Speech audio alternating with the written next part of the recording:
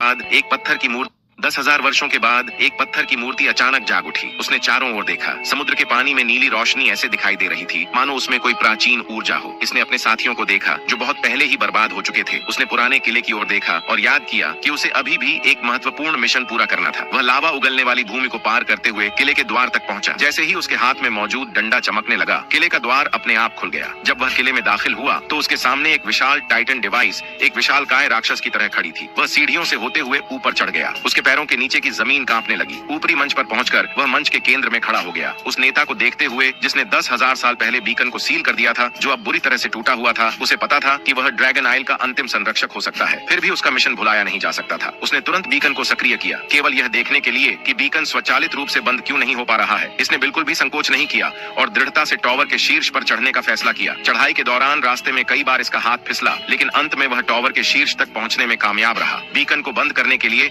इसने अपनी पूरी ताकत लगा दी, यहाँ तक कि इसे बंद करते समय वह खुद भी लगभग टूट कर गिर गया। फिर भी जिस क्षण यह बंद हुआ, एक विशाल बल ने इसे हवा में उछाल दिया। ऊर्जा बीकन टॉवर से निकालकर नीचे फैल गई। तभी प्राचीन टाइटन डिवाइस पूरी तरह से जागृत हो गई। एक पल में काले बादल हट गए। ड्रैगन आइल ने एक बार फिर दिन का उजाला देखा। ठीक उसी समय जब वह जमीन पर गिरने वाला था, तभी जीवन रक्षक एलेक्सा आसमान को चीरते हुए इसे बचाने आई, क्योंकि अब ड्रैगन आइल का एक नया युग शुरू हो गया था।